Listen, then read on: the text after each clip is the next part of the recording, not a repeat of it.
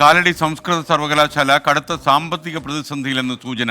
സർക്കാർ plan fund തടഞ്ഞുവെച്ചതാണ് ഈ പ്രതിസന്ധിക്ക് ഇപ്പോൾ പെട്ടെന്നുണ്ടായ കാരണം. ധനവകുപ്പ് അനുവദിച്ച 2,65,00,000 രൂപ സർവകലാശാലയ്ക്ക് ഇതുവരെ ലഭിച്ചിട്ടില്ല. പിന്നിൽ ഉന്നത വിദ്യാഭ്യാസ മന്ത്രിയുടെ ഓഫീസ് ഇടപെട്ടുവെന്നാണ് പരാതി. 24 പ്രൈം ടൈം ബ്രേക്കിംഗുമായി നിതിൻ അംബുജൻ ചേരുന്നു. പറയും നിതിൻ, പ്രൈം ടൈമിലേക്ക് താങ്കൾക്ക് സ്വാഗതം. Good evening. എന്തായാലും ഈ സാമ്പത്തിക വർഷം അവസാനിക്കാൻ ഏതാനും ദിവസങ്ങൾ മാത്രം ശേഷിക്കെയാണ് ഇത്തരത്തിൽ സർവകലാശാലയ്ക്ക് ഇപ്പോഴും ഫണ്ട് ലഭിക്കാത്തതിനെ തുടർന്ന് വലിയ പ്രതിസന്ധി നേരിടുന്നത്. സർവകലാശാലയുടെ പ്രവർത്തനം തന്നെ താളം തെറ്റുന്ന നിലയിലാണ് ഈ ഫണ്ട് ഇപ്പോൾ തടഞ്ഞു വെച്ചിരിക്കുന്നത്. പ്രധാനമായും ഉയരുന്നൊരു പരാതി, 2011 സർവകലാശാലയിൽ മലയാള വിഭാഗം അധ്യാപകനായി ഗസ്റ്റ് ലെക്ചറായി അവിടെ നിയമിതനായ ഒരു അധ്യാപകൻ 2016 സ്ഥിരം നിയമനം ലഭിക്കുന്നത്.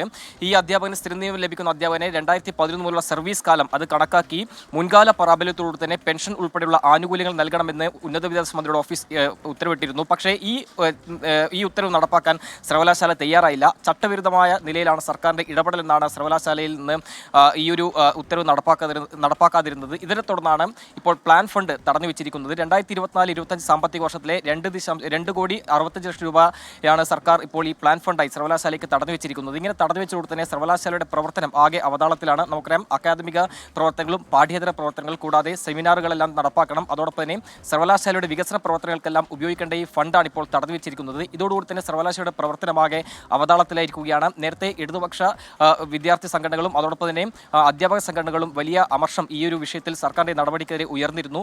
ഇടത് അധ്യാപക സംഘടനയിൽപ്പെട്ട അധ്യാപകരാണ് ഇത്തരത്തിൽ വഴിവിട്ട നിയമത്തിലൂടെ ചട്ടവിരുദ്ധമായ നീക്കത്തിലൂടെ ഈ ഒരു ആനുകൂല്യങ്ങൾ നൽകണമെന്ന് സർക്കാർ ഉത്തരവിട്ടിരിക്കുന്നത്.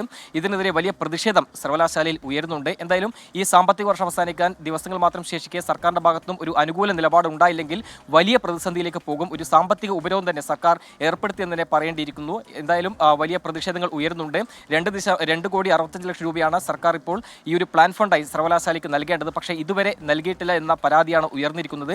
ഇനിയുള്ള ദിവസങ്ങളിൽ സർക്കാരിന്റെ ഭാഗത്തുനിന്ന് ഒരു അനുകൂല നിലപാടുണ്ടായില്ലെങ്കിൽ ഒരു പരസ്യ പ്രതിഷേധത്തിലേക്ക് തന്നെ വിദ്യാർത്ഥി സംഘടനകളും അതോടൊപ്പം തന്നെ അധ്യാപക സംഘടനകളും നീങ്ങാനുള്ളൊരു നീക്കമാണ് നടക്കാൻ ആലോചിക്കുന്നത്. എന്തായാലും അതുമായി ബന്ധപ്പെട്ട ഒരു പ്രതിഷേധം ഇതിനകം തന്നെ സർവകലാശാലയിൽ ഉയർന്നിരുന്നു.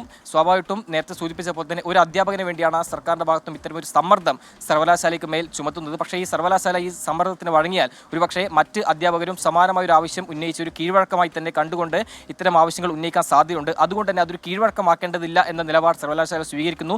ഈ ഒരു പശ്ചാത്തലത്തിലാണ് സർക്കാരിന്റെ ഈ ഒരു ചട്ടവിരുദ്ധമായ നീക്കത്തിന് സർവകലാശാല കൂട്ടുപിടിക്കാത്തത്. അതിനെ തുടർന്നാണ് ഇപ്പോൾ പ്ലാൻ ഫണ്ട് തടഞ്ഞു വയ്ക്കുന്ന നിലയിലേക്ക് സർക്കാരിന്റെ ഭാഗത്തുനിന്ന് ഒരു പ്രകോപനവും ഉണ്ടായിരിക്കുന്നത്. SKN. Okay, thank you Nithin Ambujan.